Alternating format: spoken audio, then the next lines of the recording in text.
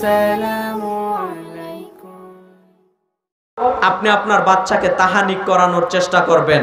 ইমাম সাহেব পরহেজগার আল্লাহওয়ালা মুত্তাকি মানুষের নিকট চলে যাবেন, ইমাম সাহেব ভালো করে বুঝতে পারবে তাহানিক কি। আপনি বলবেন যে হুজুর, যে তাহানিক মনে না থাকে বলবেন খেজুরটা চিবিয়ে আপনি মুখে দিয়ে একটু তার জন্য বরকতের জন্য দোয়া করে দেন, তখন ও বরকতের জন্য দোয়া করে দিবে। এটাকে বলা হয় তাহানিক। প্রত্যেকটা বিষয় রাসূল সাল্লাল্লাহু আলাইহি সাল্লামের একাধিক হাদিস দ্বারা প্রমাণিত, রাসূলের সুন্নাহ দ্বারা প্রমাণিত। অতএব সম্মানিত প্রিয় দ্বীনী মুসলিম ভাই বোন, সন্তান একজন অভিভাবক কিভাবে প্রতিপালন করবে তার শুরু থেকে ধাপে ধাপে পয়েন্ট টু পয়েন্ট আপনাকে আমি কিছু পয়েন্ট বলার চেষ্টা করছি। 3 নাম্বার পয়েন্ট হিসেবে যেটা বললাম সেটা হচ্ছে তাহানিক করাবেন। আল্লাহ সুবহানাহু ওয়া তাআলা আমাদের সেই তৌফিক দান করুক, আল্লাহুম্মা আমিন। 4 নাম্বার পয়েন্ট, একজন মা বোনেরা তো উপস্থিত আছে তাই না? মা বোনেরা আপনারা বিষয়গুলো একটু মনোযোগ বেশি দিয়ে শোনার চেষ্টা করেন, কেন আপনাদের এখানে বিরাট ভূমিকা থাকবে, বিরাট। আপনাদের বিষয়গুলো ভালো করে বুঝতে হবে। আর যাদের মা অথবা স্ত্রী বোন আসতে পারেনি, আপনারা যারা পুরুষ মানুষ আছেন আপনারা বাড়িতে গিয়ে এই বার্তাগুলো পৌঁছে দেওয়ার চেষ্টা করবেন। দিবেন তো ইনশাল্লাহ? ইনশাল্লাহ আমরা দেওয়ার চেষ্টা করব। 4 নাম্বার, বাচ্চা প্রতিপালন করবেন কিভাবে। 4 নাম্বার সেটা হচ্ছে একজন মা যখন বাচ্চাটাকে দুধ পান করাবে তখন ওই মাকে বিসমিল্লাহ বলতে হবে। কাকে বিসমিল্লাহ বলতে হবে বলেন তো? মাকে। আচ্ছা, 2 দিনের বাচ্চা, 1 সপ্তাহের বাচ্চা, 1 দিনের বাচ্চা, ও কি বিসমিল্লাহ বলতে পারবে? ও বিসমিল্লাহ বলতে পারে না, ও তো কথাই শিখেনি, ও কি বিসমিল্লাহ বলবে? অতএব এখানে বিসমিল্লাহটা বলে দিতে হবে তার বাচ্চার মাকে। কথাটা বুঝাতে পারলাম? ওই বাচ্চার মা যতবার দুধ পান করাবে ততবার বাচ্চার মাকে বিসমিল্লাহ বলতে হবে। শুনুন, ওই বাচ্চার মা যদি বিসমিল্লাহ না বলে তাহলে শয়তান বাচ্চার সাথে শয়তানও দুধ পান করবে। একথা রাসূল সাল্লাল্লাহু আলাইহি সাল্লাম বলেছেন। যেই কোনো খাবারের শুরুতে যদি কোনো মানুষ বিসমিল্লাহ না বলে তাহলে ওই মানুষের খাবারের সাথে শয়তানও একটা ভাগ যোগ করে খাবারগুলো খেয়ে নেয়। অতএব বাচ্চাকে যখন দুধ পান করাবেন বাচ্চার মাকে বিসমিল্লাহ বলতে হবে। যদি বিসমিল্লাহ বলে তাহলে আল্লাহর পক্ষ থেকে রহমত বরকত জিনিসটা আসবে, আর যদি বিসমিল্লাহ না বলে তাহলে আল্লাহর পক্ষ থেকে বরকত নামক জিনিসটা আসবে না। অতএব আপনি বাড়িতে গিয়ে আপনার স্ত্রীকে বলে দিবেন, এই শোনো, বাচ্চাকে যতবার দুধ পান করাবে ততবার তুমি বিসমিল্লাহ বলবে। তুমি যদি বিসমিল্লাহ না বলো তাহলে শয়তান কিন্তু এই খাবার খাবে। অতএব শয়তান যেই খাদ্যের মধ্যে মুখ লাগিয়ে দেয় ভাই, ওইটাতে বরকত নামক জিনিসটা আর থাকে না। বরকত নামক জিনিসটা আল্লাহ তুলে দেন, ছিনিয়ে নেন। অতএব যদি আল্লাহর পক্ষ থেকে বরকত জিনিসটা চান, সন্তান যেই দুধ পান করে প্রতিনিয়ত বড় হচ্ছে, ওই খাবারের মধ্যে যদি ভাই বরকত জিনিসটা না থাকে, রহমত জিনিসটা না থাকে, তাহলে ওই সন্তান বড় হয়ে আদর্শিক সন্তান সহজে হবে না। অতএব অভিভাবক আপনাদের সচেতনতার্থে আপনাদেরকে প্রত্যেকটা বিষয়কে মূল্যায়নের চেষ্টা করবেন। আমরা আল্লাহকে বলি, আল্লাহ প্রত্যেকটা বিষয় যেন আমরা মূল্যায়ন করতে পারি। আল্লাহ তুমি আমাদের সেই তৌফিক দান করো। সবাই বলি আল্লাহুম্মা আমিন। সম্মানিত প্রিয় দ্বীনী মুসলিম ভাই বোন, এরপরে দেখেন 5 নাম্বার পয়েন্ট, সন্তান প্রতিপালনে পিতামাতার ভূমিকা। সেটা হচ্ছে সন্তানকে মাগরিবের সালাতের পর, আজান দেওয়ার পর বাড়ির বাইরে বের করবেন না। আবার বলি, বুঝতে হবে আপনাকে। আপনার একটা দুধের বাচ্চা আছে, 1 বছর 2 বছর বয়স, ও ঠিক মতো কথা বলতে পারে না। ওকে আপনি মাগরিবের যখন আজান হয়ে যাবে, সন্ধ্যার আজান হয়ে যাবে, তখন আপনি আর বাড়ির বাইরে, উঠানে, ওইখানে আর বাড়ির বাইরে বার করবেন না। কেন? রাসূল সাল্লাল্লাহু আলাইহি সাল্লাম নিষেধ করেছেন। রাসূল সাল্লাল্লাহু আলাইহি সাল্লাম বলেছেন, সহিহুল বুখারীতে হাদিসটি এসেছে, রাসূল সাল্লাল্লাহু আলাইহি সাল্লাম বলেছেন, যখন আজান হয় তখন আসমান থেকে শয়তানগুলো দুনিয়াতে অবতরণ করে। যখন আজান হয় শয়তানগুলো আসমান থেকে দুনিয়াতে অবতরণ করে, অবতরণ করেই ওই শয়তানগুলো, ওই মানুষগুলো ওই বাচ্চাদের দিকে আপনার কুদৃষ্টি দেওয়ার চেষ্টা করে, তাদের ক্ষতি করার চেষ্টা করে, যেগুলো ছোট ছোট বাচ্চা বাড়ির বাইরে ঘোরাঘুরি করে। কথাটা বুঝাতে পারলাম? অতএব আপনার সন্তান যদি বাড়ির বাইরে থাকে, ওই মুহূর্তে শয়তান কিন্তু আপনার বাচ্চার ক্ষতি করে ফেলবে। এজন্য দেখবেন অনেক সময় আমাদের নিকট, আলেম ওলামার নিকট অনেক অভিভাবকরা দেখবেন বলে যে হুজুর একটু জারফুক করে দেন তো, একটু পানি পড়া দেন তো, আমার বাচ্চাটা দিন রাত শুধু কান্নাকাটি করছে। এর বড় একটা কারণ হচ্ছে, এর কারণ হতে পারে তাকে শয়তান ক্ষতি করেছে, শয়তানের আসর পড়ে গেছে। সম্মানিত প্রিয় দ্বীনি মুসলিম ভাই বোন, যদি এইটা ঘটে যায় তাহলে আপনার তখন দায়িত্ব হচ্ছে সূরা ফালাক, সূরা নাস, সূরা ফালাক, সূরা নাস শুধু পড়তে থাকেন আর বাচ্চাকে ফু দিতে থাকেন, পড়তে থাকেন আর ফু দিতে থাকেন, পড়তে থাকেন আর ফু দিতে থাকেন। দেখবেন এক পর্যায়ে বাচ্চা সুস্থ হয়ে যাবে ইনশাআল্লাহ। সম্মানিত প্রিয় দ্বীনি মুসলিম ভাই বোন, তবে শয়তানের আসর যেন বাচ্চার মাথায় না পড়ে, শরীরে না পড়ে, ওই ক্ষেত্রে রাসূলের এই নিয়মটা আপনাকে আমাকে ফলো করতে হবে। সেটা হচ্ছে আজান দেওয়ার সাথে সাথে বাচ্চাকে আর ঘরের বাইরে রাখা যাবে না, বাড়ির বাইরে রাখা যাবে না। এজন্য রাসূল সাল্লাল্লাহু আলাইহি সাল্লাম বলেছেন, যখন আজান হয়ে যাবে তখন বিসমিল্লাহ বলে ঘরের দরজাগুলো লাগিয়ে দাও, বিসমিল্লাহ বলে জানালাগুলো লাগিয়ে দাও, শয়তান যেন আক্রমণ করতে না পারে।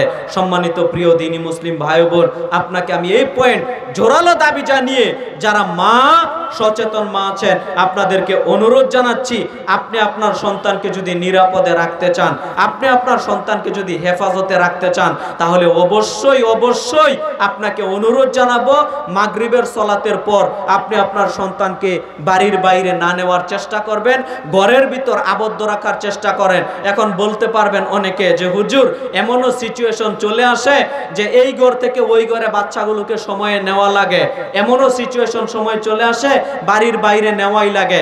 তখন আপনি কি করবেন? যদি খুব প্রয়োজন হয় তাহলে সুন্দর করে বাচ্চাটাকে একেবারে কাপড় দিয়ে ঢেকে বিসমিল্লাহ বলে এরপরে বাড়ির বাইরে বার করবেন, এই ঘর থেকে ওই ঘরে নেন, প্রয়োজনে কোথাও যাওয়া লাগলে ওইটা ভিন্ন কথা। তবে এই বিষয়গুলো যথাসম্ভব এড়িয়ে চলার চেষ্টা করবেন। মাগরিবের পরে যেন ছোট ছোট বাচ্চাদের ঘরের বাইরে না নিয়ে যান। আপনার বাচ্চা দেখবেন নিরাপদে থাকবে, সুস্থ থাকবে, শয়তান থেকে হেফাজতে থাকবে ইনশাআল্লাহ। সম্মানিত প্রিয় দ্বীনি মুসলিম ভাই বোন, সন্তান প্রতিপালনে পিতামাতার দায়িত্ব ও কর্তব্য আমি বলছিলাম, 5 নম্বর পয়েন্টটি শেষ করলাম। এবার 6 নম্বর পয়েন্ট, এখানে কয়েকটা কথা। 6 নম্বর পয়েন্ট, 7 নম্বর পয়েন্ট, 8 নম্বর পয়েন্ট, এই 3টা পয়েন্ট আমি একসাথে বলছি। কেন একসাথে বলছি? এই 3টা কাজ একদিনে করতে হয়, যার কারণে আমি একসাথে বলছি। সন্তান জন্মের পর থেকে আপনাকে আমি বলতে যাচ্ছিলাম, দিন যায় রাত্রি যায়, দিন যায় রাত্রি যায়। বাচ্চার বয়স 7 দিন। কয় দিন? কথা বলেন, কয় দিন বাচ্চার বয়স? 7 দিন। বাচ্চার বয়স 7ম দিন। 7ম দিনের দিন 3টা কাজ। কয়টা কাজ? আরো জোরে, কয়টা কাজ? জোর হয় না কেন? আরো জোরে, কয়টা কাজ? 7ম দিনের দিন 3টা কাজ। 1, বাচ্চার ভালো একটা নাম রাখতে হবে, আদর্শিক একটা নাম রাখতে হবে, সুন্দর একটা নাম রাখতে হবে। ওই নাট বল্টু সল্টু এইগুলো রাখার কোনো সুযোগ নেই। এখনকার বাপ মা তো নায়ক নায়িকা, গায়ক গায়িকা, খেলোয়াড়, আরো যত মানুষ আছে টিভি সিনেমা দেখে ওদের নামের সাথে সাদৃশ্য রেখে আপনি নাম রেখে দিচ্ছেন। এইগুলো শরীয়ত সমর্থন করে না। বরং আপনি সন্তান, আপনি বাপ, আপনি মা, এটা জিম্মেদারি আপনার উপর। আপনি সন্তানের একটা আদর্শিক ভালো একটা অর্থবহুল সুন্দর একটা নাম রাখবেন। কথাটা বুঝাতে পারলাম? বাচ্চার ভালো একটা নাম রাখবেন। নাম রাখার ক্ষেত্রে কখনো গাফুলতি করবেন না। এখনকার মানুষ কেমন জানি হয়ে গেছে। আগে মানুষকে দেখতাম, আগের মানুষ হুজুরদের নিকট যেত, হুজুরদের বলতো যে হুজুর, ইমাম সাহেব আমার বাচ্চার একটা ভালো নাম রেখে দেন তো। কি এটা করতো না? ইমাম সাহেবকে গিয়ে বলতো, ইমাম সাহেব আমার একটা ছেলে হয়েছে, একটা ভালো নাম রেখে দেন তো। ইমাম সাহেব আমার একটা মেয়ে হয়েছে, একটা না ভালো নাম রেখে দেন তো। আর এখনকার বাপ মা ওইটা আর বলে না। এখনকার বাপ মা আগে থেকে প্ল্যান, আমার বাচ্চার নাম রাখবো অমুক নায়কের সাথে মিলিয়ে, আমার বাচ্চার নাম রাখবো অমুক গায়কের সাথে মিলিয়ে, আমার বাচ্চার নাম রাখবো অমুকের সাথে মিলিয়ে, তুমুকের সাথে মিলিয়ে, অমুক খেলোয়াড়ের সাথে মিলিয়ে। আরে ভাই, আপনি তাদের সাথে মিলিয়ে আপনার নাম রাখছেন আপনার বাচ্চার, ওই সন্তান কি বড় হয়ে কখনো সুসন্তান হতে পারে? অসম্ভব। ওই সন্তান কখনো সুসন্তান হতে পারে না। ওই সন্তান যদি সুসন্তান চান, ওই সন্তান যদি আদর্শিক সন্তান চান, তাহলে অবশ্যই অবশ্যই ভালো ইসলামিক অর্থবহুল নাম রাখতে হবে। কথাটা বুঝাতে পারলাম? অবশ্যই অবশ্যই এটা বাপ মা আপনার উপর দায়িত্ব, এটা আপনার উপর দায়িত্ব, আপনাকে জবাব দিতে হবে এই ক্ষেত্রে। আপনি ইমাম সাহেবের সাথে পরামর্শ করে, ইমাম সাহেব আপনি নাম রাখতে পারেন, কোনো সমস্যা নেই, আপনি নাম রাখেন। বাপ মাই অগ্রাধিকার যুক্ত হ্যাঁ, নাম রাখার ক্ষেত্রে সবার চেয়ে বেশি যোগ্য বাপ মা রাখে, অধিকার রাখে সন্তানের নাম রাখার ক্ষেত্রে, এটা বিশ্বাস করি। তবে আপনি নাম রাখেন, কোনো সমস্যা নেই, একটু মসজিদের ইমাম সাহেবের সাথে বোঝাপড়া করে এরপরে একটা নাম রাখেন, সমস্যা আছে? আপনি 2-3টা নাম সিলেক্ট করলেন, ইমাম সাহেবকে গিয়ে বললেন, ইমাম সাহেব আমার তো একটা ছেলে হয়েছে, আমার ছেলের একটা নাম রাখবো, দেখেন তো 3টা নাম আমি সিলেক্ট করেছি, আব্দুল্লাহ, আব্দুর রহমান, আব্দুর রহিম, আপনি বলেন তো কোন নামটা রাখবো? আমার 3টা নাম পছন্দ, আপনি বলেন একটা কোনটা নাম রাখবো? আপনি এইভাবে বলতে পারেন। আপনি বলতে পারেন আমি তো এই নামের অর্থ জানি না, ইমাম সাহেব দেখেন তো এই নামটা কি রাখা যাবে কিনা। আপনি জিজ্ঞাসা করে এরপরে নাম রাখার চেষ্টা করবেন। কথাটা কি বুঝাতে পারলাম? আর এখন একটা সমস্যা জানেন কি, আমাদেরকে অনেক যখন জিজ্ঞাসা করে যে হুজুর একটা নাম বলে দেন তো, আমরা যখন নাম বলি জানেন কি বলে? যে হুজুর আমার বাড়িতেই তো এই নাম আছে, আমার বাতিজার এই নাম আছে, আমার গ্রামে ওই নাম আছে, এরকম একটা আনকমন নাম দেন যেই নাম পৃথিবীতে নেই। আরে ভাই, যেই নাম পৃথিবীতে নেই এই নাম আপনি খুঁজতে গেলেন কেন? আপনার সাহাবীদের কত নাম আছে, নবীদের কত নাম আছে, আল্লাহর কত গুণবাচক নাম আছে, আব শব্দ যোগ করে এরপরে আল্লাহর গুণবাচক নামগুলো রাখেন, নামের কি অভাব পড়েছে নাকি? কত অর্থবহুল, ওই নাম যদি না রাখেন কোনো সমস্যা নেই, কত অর্থবহুল সুন্দর সুন্দর নাম আছে, ওই নাম আপনি রাখেন। কেন আপনি নাট বল্টু সল্টু পল্টু কত কিছু যে বাপ মা এখন নাম রাখে, এই নাম রাখছেন, আপনাকে পরকালে জবাব দিতে হবে। আমি বলছিলাম সন্তান জন্মের 7ম দিনের দিন 3টা কাজ। কয়টা কাজ? কয়টা কাজ? 1 কি? ভালো একটা নাম রাখতে হবে। কি একটা নাম রাখতে হবে? ভালো একটা নাম রাখতে হবে। 2 এটা 7ম দিনের দিন কাজ করছি, কাজের কথা বলছি, সিরিয়াল আবার না বলার চেষ্টা করবেন, আমি সিরিয়ালে চলে আসব। 7ম দিনের দিন 3টা কাজ।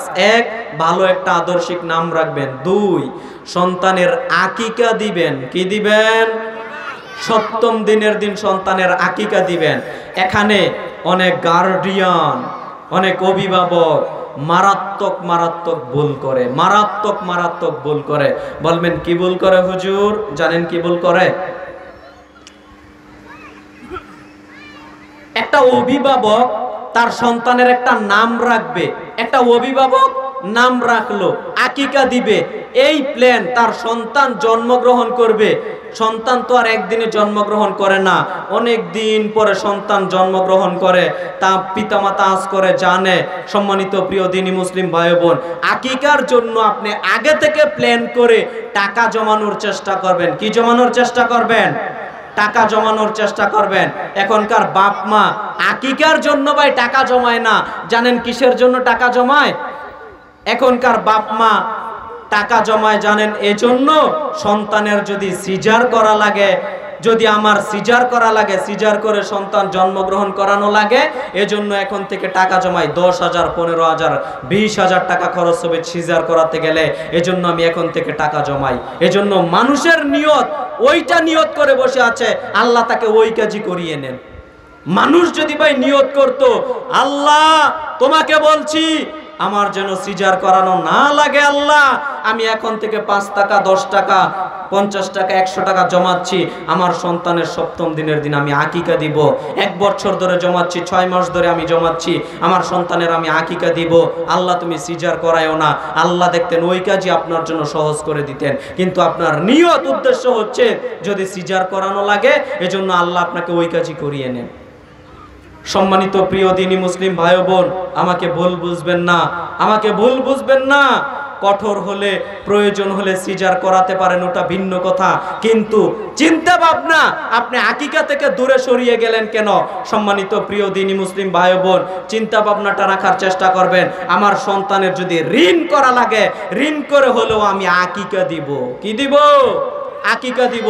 আচ্ছা বলেন, অনেক অভিভাবক এই কথাই বলে যে হুজুর আকিকা দেওয়ার নিয়ত ছিল কিন্তু টাকা নেই, কি করে আকিকা দিব? নিয়ত ছিল, টাকা নেই, কি করে আকিকা দিব?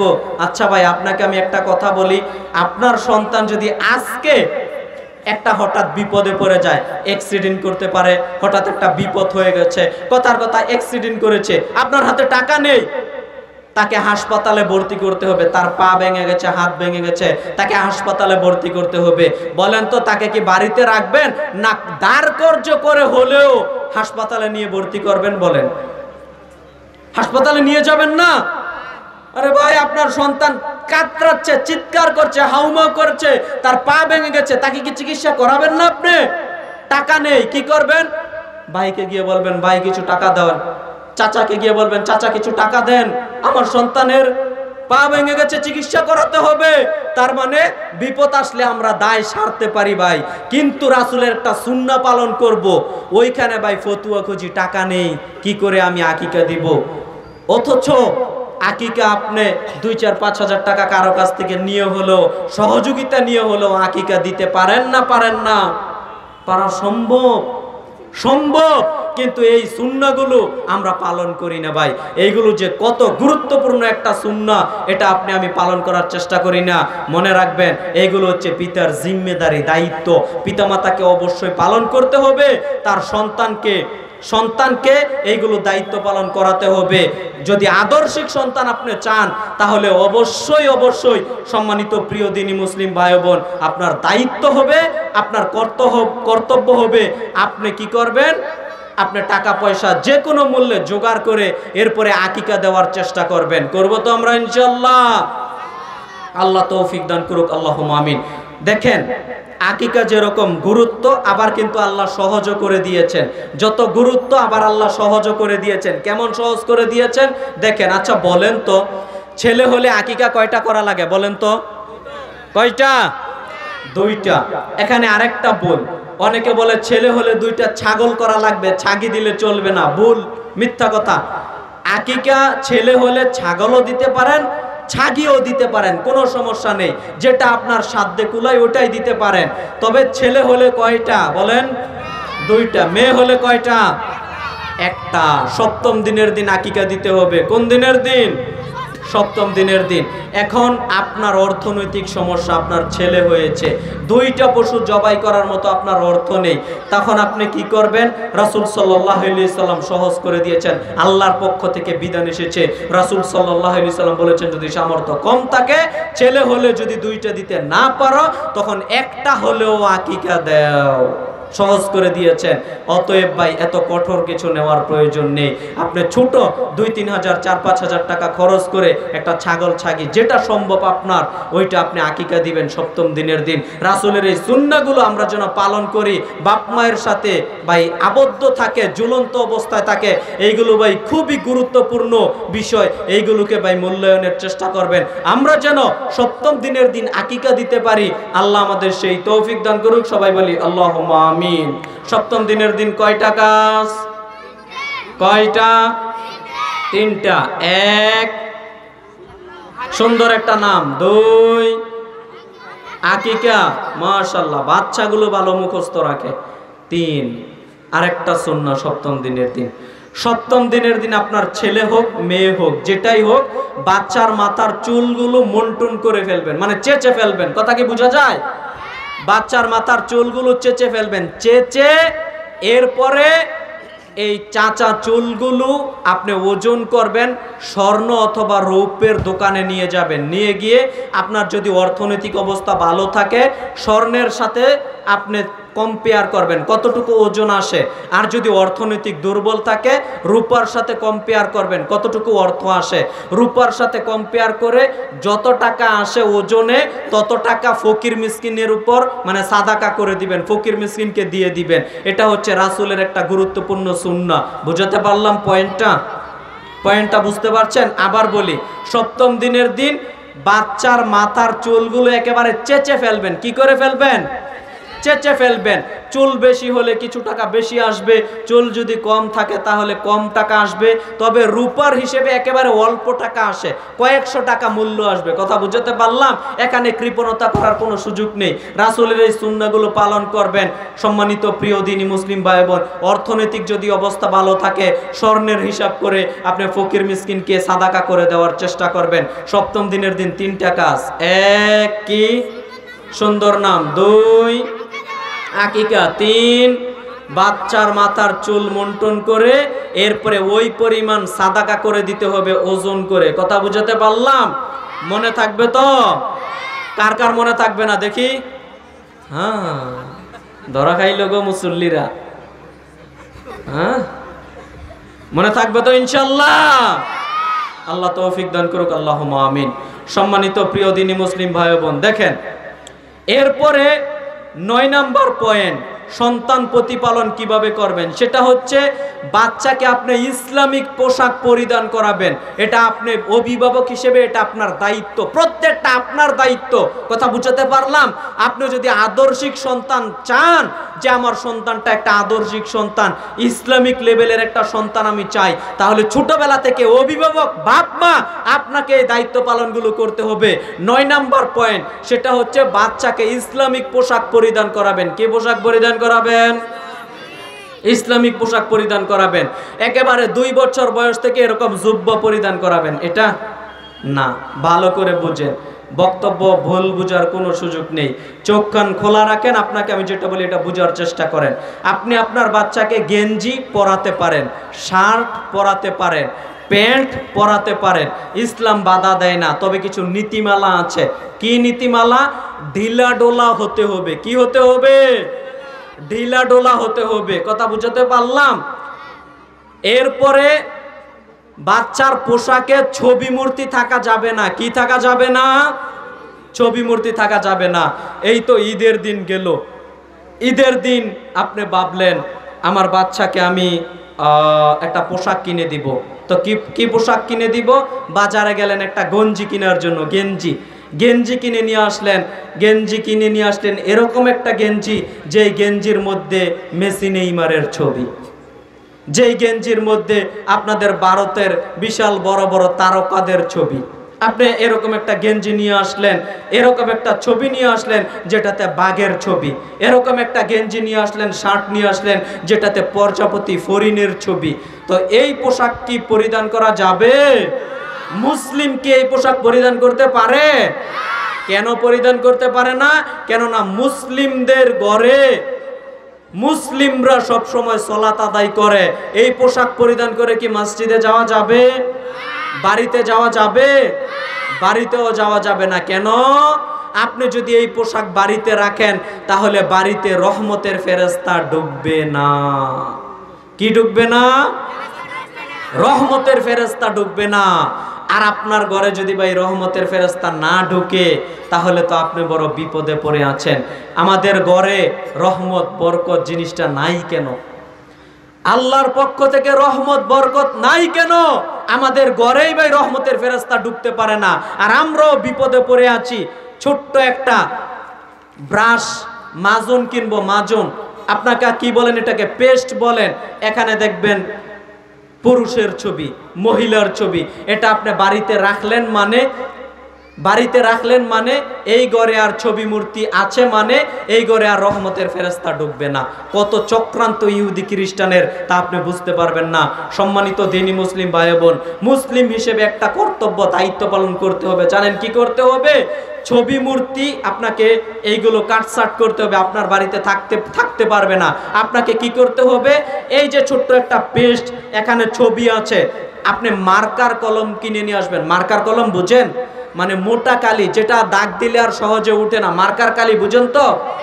ওই রকম কালি একটা কলম, মোটা কালির কলম নিয়ে আসবেন। কিনে নিয়ে এসে বাচ্চার এই আপনার যে পেস্টের বৌটাটা আছে, প্যাকেটটা আছে, এটা মুছে দিবেন, মুখটা অন্তত মুছে দিবেন। এরপরে ব্যবহার করবেন যদি বাড়িতে রহমতের ফেরেশতা ঢুকতে চান। এইগুলো ভাই করবেন। এইগুলো কিন্তু আপনি ভাবতে পারেন ক্ষুদ্র ক্ষুদ্র আমল, এইগুলো আপনি কিছুই পাবেন না, অথচ এইগুলো বিরাট জিনিস। একজন মুসলিমের জন্য এইগুলো বিরাট জিনিস। আপনার বাড়িতে রহমতের ফেরেশতা ঢুকতেই হবে যে কোনো মূল্যে। সম্মানিত দ্বীনি মুসলিম ভাই বোন, বিশ্বাস করেন, বাড়িতে যদি প্রজাপতির ছবিওয়ালা গেঞ্জি থাকে, বাড়িতে যদি ছবি মূর্তি থাকে, তাহলে রহমতের ফেরেশতা ঢুকবে না কখনো। সম্মানিত প্রিয় দ্বীনি মুসলিম ভাই বোন, এজন্য বাচ্চাকে ঢিলাঢালা পোশাক পরিধান করে দিবেন, এবং ছবি মূর্তি ছাড়া ভালো গেঞ্জি আপনি কিনে দিতে পারেন, বাচ্চা পরিধান করতে পারে, কোনো সমস্যা নেই। বিষয়গুলো খেয়াল রাখার চেষ্টা করবেন। আরেকটা বিষয়, সতরের বিষয়টা খেয়াল রাখার চেষ্টা করবেন। সতর কি? সেটা হলো আপনার বাচ্চাকে আপনি এমন কোনো প্যান্ট কিনে দিতে পারবেন না, যেই প্যান্ট কিনে দিলে, যেই পায়জামা কিনে দিলে প্যান্ট বাচ্চার টাকনুর নিচে চলে যায়। কথা বুঝাতে পারলাম? আপনার বাচ্চার প্যান্ট যদি টাকনু গিটের নিচে চলে যায়, তাহলে আপনি আজকে বাড়িতে গিয়ে এইগুলো কেটে দিবেন। মা, আপনাকে আমি অনুরোধ করে গেলাম, করজোরে অনুরোধ করে গেলাম, আপনি বাড়িতে গিয়ে আপনার বাচ্চার যদি দেখেন, ছেলে বাচ্চার যদি প্যান্ট দেখেন টাকনু গিটের নিচে, তাহলে আপনি কি করবেন? আপনি দর্জির নিকট চলে যাবেন। দর্জির নিকট গিয়ে প্যান্টটা টাকনুর নিচে পর্যন্ত যেন না যায়, টাকনুর উপর পর্যন্ত যেন পরিধান করতে পারে, ভালোভাবে দর্জির নিকট গিয়ে কেটে দিবেন। সম্মানিত প্রিয় দ্বীনি মুসলিম ভাই বোন, এই বিষয়গুলো ফলো খেয়াল রাখার চেষ্টা করবেন। আল্লাহ আমাদের সেই তৌফিক দান করুক, আল্লাহুম্মা আমিন। এখনকার জামানার ছেলে মেয়েদের অবস্থা দেখেন কত কত ভয়াবহ, কত কঠিন। ভাই, ছেলেদের বৈশিষ্ট্য হচ্ছে, পুরুষদের বৈশিষ্ট্য হচ্ছে, আদর্শ হচ্ছে, পুরুষ মানুষগুলো জানেন কি করবে?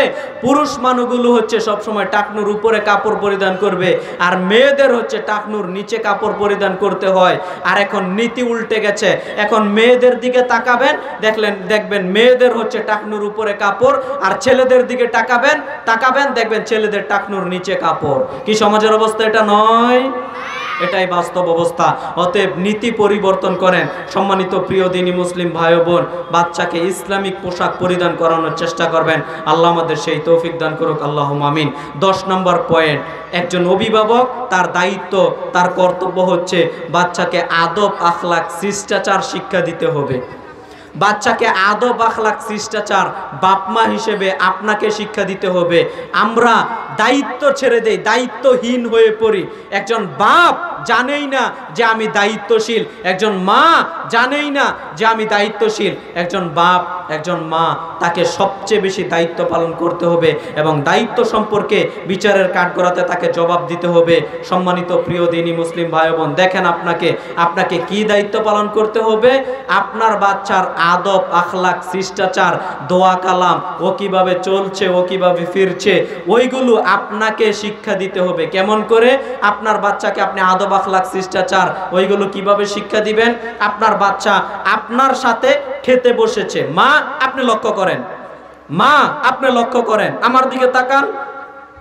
আপনার বাচ্চা আপনার একসাথে খেতে বসেছে, আপনার স্বামী, আপনার স্ত্রী, আপনার বাচ্চা একসাথে খেতে বসেছে।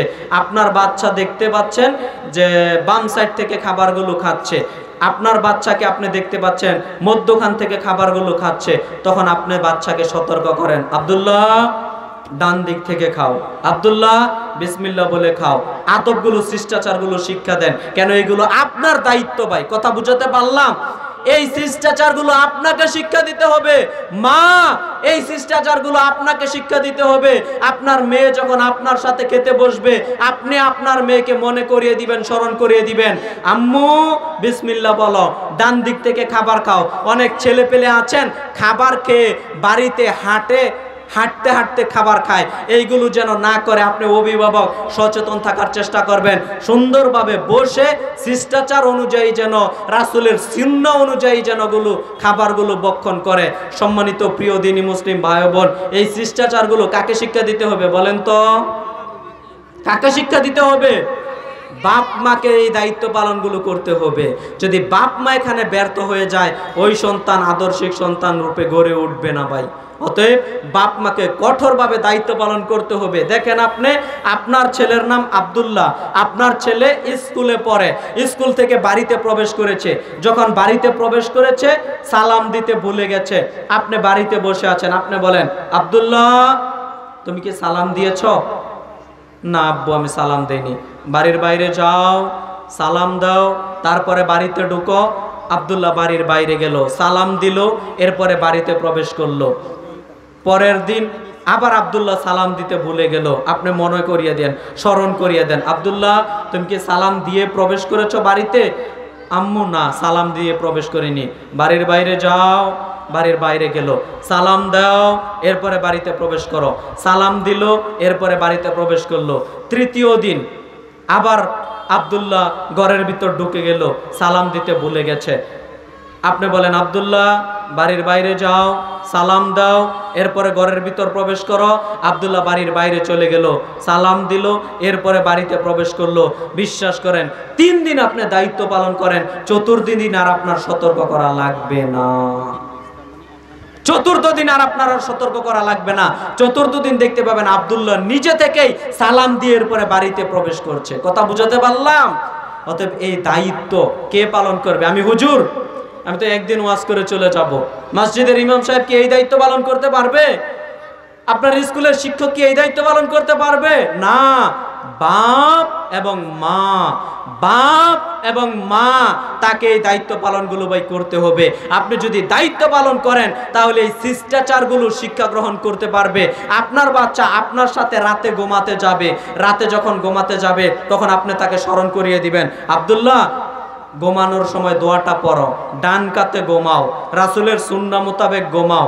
আবার ঘুম থেকে জাগ্রত হয়েছে, আপনি মনে করিয়ে দেন, স্মরণ করিয়ে দেন, আব্দুল্লাহ ঘুম থেকে জাগ্রত হয়েছ, ঘুম থেকে জাগ্রত হওয়ার দোয়াটা পড়ো। আব্দুল্লাহ তুমি বাড়ি থেকে স্কুলে চলে যাচ্ছ, বাড়ি থেকে বের হওয়ার দোয়াটা পড়ে এরপরে বাড়ির বাইরে যাও। এই কথাগুলো ভাই, দায়িত্ব পালনগুলো আপনি অভিভাবক হিসেবে আপনাকে ভাই করতে হবে। আপনি যদি করতে পারেন তাহলে আপনার সার্থক পিতা, আপনার সার্থক মা। আর আপনি যদি এই দায়িত্ব পালন করতে না পারেন তাহলে আপনার সার্থক পিতা, আপনার সার্থক মা কখনোই হতে পারেন না। সম্মানিত প্রিয় দ্বীনি মুসলিম ভাই বোন, আমরা অনুরোধ জানাবো আপনি অভিভাবক হিসেবে এই দায়িত্ব পালনগুলো করা লাগবে না লাগবে না? অবশ্যই অবশ্যই লাগবে।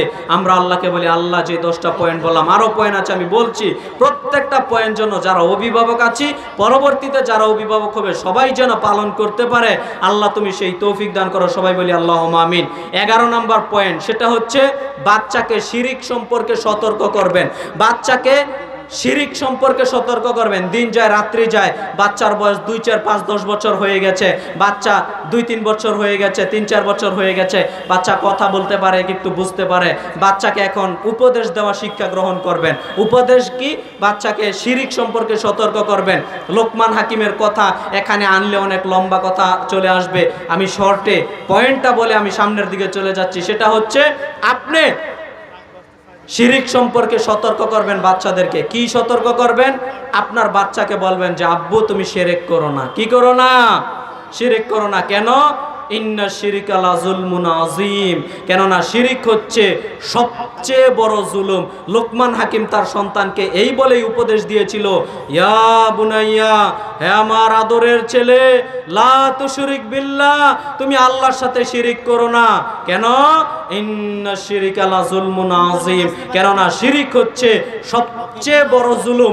পৃথিবীতে যত বড় বড় জুলুম আছে, পৃথিবীতে যত সবচেয়ে বড় বড় পাপ আছে, তার সবচেয়ে বড় অপরাধ সেটা হলো শিরিক করা। তাই আপনি আপনার সন্তানকে ছোটবেলা থেকে শিরিক সম্পর্কে সতর্ক করবেন। শিরিক সম্পর্কে সতর্ক করা মানে আপনার বাচ্চা যদি কোনো শিরিকি কথাবার্তা বলে ফেলে, ওইটা আপনি সতর্ক করবেন। আপনার বাচ্চা যদি মনে করে আপনিই তো শিরিক সম্পর্কে ভাই জানেন না, কিভাবে কেন বললাম? হাতে কোমরে যে তাবিজ দিলে শিরিক হয়, এটা কি আপনি জানেন? হাতে কোমরে আপনি ভালা তাবিজ ব্যবহার করছেন, অথচ আপনি শিরিকের সাথে লিপ্ত হয়ে আছেন, আপনি শিরিক করতে পারেন না। সম্মানিত প্রিয় দ্বীনি মুসলিম ভাই বোন, আপনি অভিভাবক, আপনাকে সচেতন হতে হবে। আপনার সন্তান অসুস্থ হয়েছে, মা আপনাকে আমি বলি বক্তব্যের সাথে মুনাফিকি করবেন না, ভালো করে পয়েন্ট বুঝার চেষ্টা করেন। আপনি মা, আপনি বাপ, আপনি বক্তব্যের সাথে মুনাফিকি করবেন না, ভালো করে পয়েন্ট টু পয়েন্ট বুঝার চেষ্টা করেন। আপনি শিরিক সম্পর্কে বাচ্চাদের সতর্ক ও সাবধান করার চেষ্টা করবেন। কিভাবে সতর্ক করবেন? আপনার বাচ্চাকে যদি আপনি দেখেন যে শিরিক করছে, আপনি সতর্ক করবেন। আপনি নিজে থেকে আপনি শিরিকের সাথে কখনো লিপ্ত হতে পারেন না। আপনার বাচ্চা অসুস্থ হয়েছে, এখন আপনি কি করবেন? তাবিজ দিয়ে দিবেন? এই বৈঠকে আমরা তো আহলুল হাদিস দাবি করি ভাই, কোরআন ও সহিহ হাদিসের অনুসারী আমরা দাবি করি, আমরা এগুলো দাবি করি, প্রচার করি, কিন্তু আমরা অতপরতভাবে শিরিকের সাথে লিপ্ত হয়ে আছি। সম্মানিত প্রিয় দ্বীনি মুসলিম ভাই ও বোন, আমরা মুসলিম হিসেবে শিরিকের সাথে কখনো আপোষ করা যাবে না। যখন জানবো এটা শিরিক, তখন এ থেকে বিরত থাকার চেষ্টা করব। দেখেন, কখনো তাবিজ, মাদলি, রোগ মুক্তির আশায় আপনি কখনো তাবিজ, বালা ব্যবহার করতে পারেন না।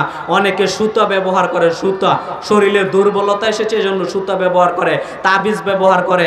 আপনি তাবিজ, তোমারা, সুতা, এগুলো রোগ মুক্তির জন্য ব্যবহার করতে পারবেন না।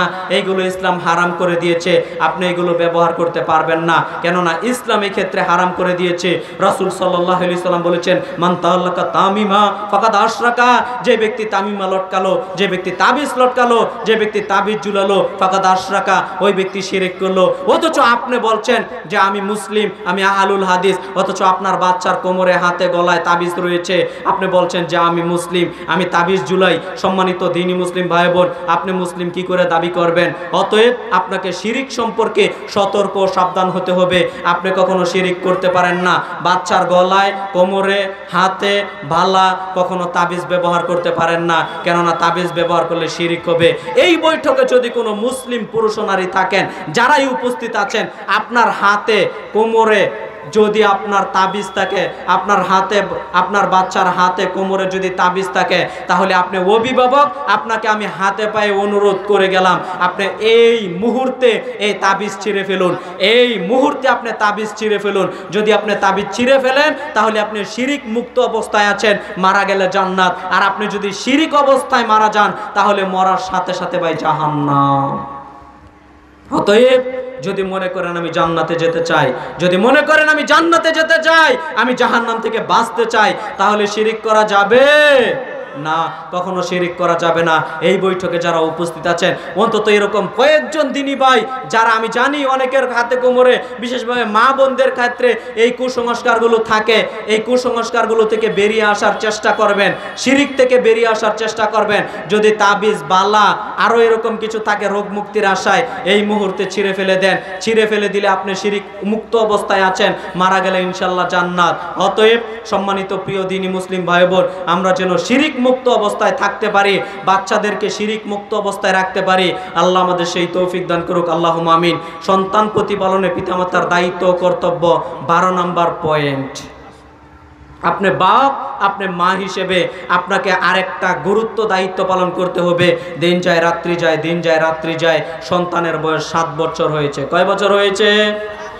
জন্ম থেকে বলেছি, জন্মের পূর্ব থেকে বলেছি, 7 বছর হয়েছে আপনার সন্তানের বয়স। এখন আপনি বাপ, এখন আপনি মা, আপনাকে দায়িত্ব পালন করতে হবে। রাসূল সাল্লাল্লাহু আলাইহি সাল্লাম বলেন, মুরু সাবিয়া বিসসালাত ইজা বালাগা সাবা সিনিনা ওয়া ইজা বালাগা আশারা সিনিনা ফাজরিবুহু আলাইহা। আল্লাহর নবী মুহাম্মদ সাল্লাল্লাহু আলাইহি সাল্লাম বলছেন, শোনো পৃথিবীর অভিভাবকগণ, তোমার সন্তানের বয়স যখন 7-এ উপনীত হয়ে যাবে, আপনি অভিভাবক, আপনি মা, আপনি বাপ, আপনাকে আল্লাহর নবী মুহাম্মদ সাল্লাল্লাহু আলাইহি সাল্লাম হুঁশিয়ারি করে বলছেন, শোনো পৃথিবীর অভিভাবক, মুরু সাবিয়া বিসসালাত ইজা বালাগা সাবা সিনিনা ওয়া ইজা বালাগা আশারা সিনিনা ফাজরিবুহু আলাইহা। তোমার সন্তানের বয়স যখন 7 বছর হয়ে যাবে, তখন তুমি তোমার সন্তানকে সালাতের নির্দেশ প্রদান করো। আল্লাহর নবী মুহাম্মদ সাল্লাল্লাহু আলাইহি সাল্লাম বলছেন, 7 বছর নির্দেশ প্রদান করো, আব্দুল্লাহ সালাত আদায় করো, রহিমা সালাত আদায় করো। 8 হয়েছে, আব্দুল্লাহ সালাত আদায় করো, রহিমা সালাত আদায় করো। 9 হয়েছে, আব্দুল্লাহ সালাত আদায় করো, রহিমা সালাত আদায় করো। সকাল বিকাল সন্ধ্যা সালাতের দাওয়াত দিতে থাকেন, বলতে থাকেন বাচ্চাদেরকে। আল্লাহর নবী মুহাম্মদ সাল্লাল্লাহু আলাইহি সাল্লাম বলছেন, 10-এ উপনীত হয়েছে, 10 বছরে উপনীত হয়েছে, আব্দুল্লাহ সালাত আদায় করেছো, আব্বু সালাত আদায় করেনি। আল্লাহর নবী বলছেন, তখন তোমরা তাকে প্রহার করো, ফাজরিবুহু আলাইহা, তখন তোমরা তাকে পিটাও, পিটিয়ে মসজিদে নিয়ে যাও। ও সালাত আদায় করে না কেন? বলেন আপনি দায়িত্ব পালন করেন? আপনি বাপ, আপনি মা, বলেন আপনি এই দায়িত্ব পালন করেন? আপনি যদি সত্যই দায়িত্ব পালন করতেন, আপনার সন্তানকে যদি আপনি 7 বছর থেকে সলাতের নির্দেশ প্রদান করতেন, আপনার মেয়েটাকে যদি আপনি 7 বছর থেকে সলাতের নির্দেশ প্রদান করতেন, তাহলে আপনার মেয়ে আপনার ছেলে আদর্শিক সন্তান হতো, আপনাকে বলা লাগতো না। বড় হয়ে বলছেন যে হুজুর আমার ছেলেকে একটু ওয়াজ করেন, নসিহা করেন, ও সলাত আদায় করে না কেন? এই ওয়াজ নসিহা তার করা লাগতো না, ও এমনিতেই সলাত আদায় করতো, আপনি যদি দায়িত্ব পালন করতেন। তা আপনি দায়িত্ব পালন করেননি তো। সম্মানিত প্রিয় দিনী মুসলিম ভাই বোন, আপনাদেরকে আমরা অনুরোধ জানাবো, করজোরে অনুরোধ জানাবো ভাই, সম্মানিত প্রিয় দিনী মুসলিম ভাই বোন, সেটা হচ্ছে আমার আলোচনার শেষ পয়েন্ট বলে আমি সামনের দিকে কয়েকটা কথা বলে আলোচনা শেষ করে দিব। সম্মানিত প্রিয় দিনী মুসলিম ভাই বোন যারা আছেন, এই পয়েন্টটা একটু গুরুত্ব সহকারে জানা ও বোঝার চেষ্টা করেন। দেখেন, আপনাকে আমি যেটা বলতে চাচ্ছি সেটা হচ্ছে, আপনি অভিভাবক হিসেবে আপনার এটা দায়িত্ব, কর্তব্য। আল্লাহর নবী মুহাম্মদ সাল্লাল্লাহু আলাইহি সাল্লাম কিন্তু কোনো বাচ্চাকে বললেন না, এই বাচ্চা শোনো, তোমার বয়স 7, তুমি সালাত আদায় করো। এই বাচ্চা তোমার বয়স 8, তুমি সালাত আদায় করো। এই বাচ্চা তোমার বয়স 9, তুমি সালাত আদায় করো। এই বাচ্চা তোমার বয়স 10, তুমি সালাত আদায় করলে না কেন, তোমাকে আমি পিটাবো। আল্লাহর নবী এইভাবে কোনো বাচ্চাকে বলেননি, তাকে দাওয়াত দিয়েছেন, ওটা ভিন্ন কথা। কিন্তু আল্লাহর নবী মুহাম্মদ সাল্লাল্লাহু আলাইহি সাল্লাম সুনানে আবু দাউদের অত্র হাদিসের মধ্যে স্পষ্ট ভাষায় রাসূল সাল্লাল্লাহু আলাইহি সাল্লাম প্রত্যেকটা অভিভাবককে বলছেন, অভিভাবক শোনো, তোমাকে আমি বলছি, তোমার সন্তানের বয়স, তুমি তো ছেলের বাপ, তুমি তো মেয়ের বাপ, তুমি তো জন্ম দিয়েছো, তুমি তো মেয়েটাকে জন্ম দিয়েছো, তোমাকে লক্ষ্য করে বলছি, তোমার মেয়ের বয়স 7, তখন তুমি তাকে সালাতের নির্দেশ প্রদান করো। তোমার ছেলের বয়স 7, তখন তুমি তাকে সালাতের নির্দেশ প্রদান করো। শোনো, তোমার ছেলের বয়স যখন 10-এ উপনীত হবে, আর যদি সালাত আদায় না করে, তাহলে ফাজরিবুহু আলাইহা, তোমরা তাকে পিটাও, পিটিয়ে মসজিদে নিয়ে যাও। ও সালাত আদায় করে না কেন? ও সালাত আদায় করে না কেন? সম্মানিত প্রিয় দিনী মুসলিম ভাই বোন, আমরা আপনাদেরকে অনুরোধ জানাবো, আমরা আপনাদেরকে করজোরে অনুরোধ জানাবো, সেটা হলো লক্ষ্য করেন, আমরা যেন আমাদের সন্তানদেরকে ভাই সলাতের ক্ষেত্রে অন্তত সব বক্তব্য ভুলে গেলে এটা না বলার চেষ্টা করবেন। সেটা হলো আপনি আপনার সন্তানকে সলাতের ব্যাপারে করজোরে অনেক জিজ্ঞাসাবাদ করবেন। ভাই আপনি আমাকে ভুল বুঝবেন না, আর আপনাকেই আমি না বুঝতে পারলে আমিও নিজেকে মনে হয় ব্যর্থ মনে করব। আপনি কেন বুঝতে চান না? আপনি কেন বুঝতে চান না? আপনার বাড়িতে আপনার সন্তান থাকে, আপনার বাড়িতে আপনার মেয়ে থাকে, আপনার বাড়িতে আপনার ছেলে খায়, আপনার বাড়িতে আপনার মেয়ে খায়, আর আপনার বাড়িতে খায়, আপনার বাড়িতে থাকে, সালাত আদায় করেন, আপনিও কিছু বলেন না, আর আপনি বললে বলবেন মানবে না। এটা কেমন না? এটা কেমন হয়ে যাচ্ছে না? একেবারে উল্টা হয়ে যাচ্ছে না? আপনার বাড়িতে থাকে, আপনার বাড়িতে খায়, আপনার কথাই যদি না শুনে, তাহলে আপনি কেমন সন্তান জন্ম দিলেন বলেন? কেমন অভিভাবক হতে পারলেন বলেন? সম্মানিত প্রিয় দিনী মুসলিম ভাই বোন, আমাকে ভুল বুঝবেন না, আপনাকে আমি যেটা মূলত বলতে চাচ্ছি সেটা হচ্ছে, আপনি এই ক্ষেত্রে দায়িত্ব পালন করবেন। আজকে থেকে এতদিন যা হয়েছে হয়েছে, আজকে এই বক্তব্য শুনছেন, অভিভাবক আপনাদের অনুরোধ করে গেলাম, মা আপনাদেরকে সম্মান দেখিয়ে অনুরোধ করে গেলাম, আপনি আজকে থেকে দায়িত্ব পালন করবেন। আপনি তো 3 বেলা আপনার সন্তানকে খাবার বেড়ে খাওয়ার, আপনি যখন সকালের খাবার দিচ্ছেন, আপনি বলবেন, আব্দুল্লাহ সকালের খাবার খেতে বসেছ, ফজরের সালাত আদায় করেছ? আম্মু সালাত আদায় করিনি, খাবারটা কেড়ে নেন, খাবার বন্ধ, তোমাকে আমি খাবার দেব না, খাবার বন্ধ। ও দেখবেন অটোমেটিক পরের দিন ফজরের সালাত আদায় করবে। কেন? কেননা সকালবেলা খাবার যখন খাবো তখন মা ফজরের সালাতের কথা জিজ্ঞাসা করবে। কথা বুঝাতে পারলাম? জোহরের সময় খাবার খেতে বসেছে, আপনি জিজ্ঞাসা করেন। মাগরিবের সময় খাবার খেতে বসেছে, আপনি জিজ্ঞাসা করেন, আব্দুল্লাহ, আব্দুর রহমান, তুমি কি আজকে কয় ওয়াক্ত সালাত আদায় করেছো? বলো তুমি যদি সালাত আদায় না করো, তোমার খাবার বন্ধ। আপনি 2-1 দিন করেন না দায়িত্ব পালন, আপনি কয়েকদিন দায়িত্ব পালন করেন না, দেখেন আপনার সন্তান বেনামাজি থাকে কিনা। হাজী সাহেব, ওই হাজী সাহেব একা একা মসজিদে চলে যায়, তার নাতিদেরকে মসজিদে নিতে চায় না, তার ছেলেদেরকে মসজিদে নিতে চায় না, মনে করে যে আমি সালাত আদায় করলে আমি মুক্ত হয়ে গেলাম। না, আপনাকে দায়িত্ব পালন করতে হবে, আপনাকেও জবাব দিতে হবে। কেন আপনি তাদেরকে দায়িত্ব পালন করতে পারলেন না? কেন তারা সালাত আদায় করে না? আপনাকে জবাব দিতে হবে। কেন? আপনি রাখাল, আপনি দায়িত্বশীল। সম্মানিত দ্বীনি মুসলিম ভাই বোন, আমাকে ভুল বুঝবেন না, আপনাকে আমি রাসূলের এই কথাগুলো শ্রবণ করাতে চাই, শোনাতে চাই, আপনাকে আমি বলতে চাই, আপনি দায়িত্ব পালন করেন। রাসূল রাসূল সাল্লাল্লাহু আলাইহি সাল্লামের এই কথাগুলো আপনি মেনে চলেন, তাহলে আপনার সন্তান, আপনার পরিবারটা একটা আদর্শিক পরিবার হবে ভাই ইনশাআল্লাহ। আমরা যদি ভাই সত্যই সন্তানকে আদর্শিক একটা সন্তান ভাই চাই, আদর্শিক একটা সন্তান চাই, তাহলে ভাই আমাদের দায়িত্ব পালন করতে হবে। সম্মানিত প্রিয় দিনী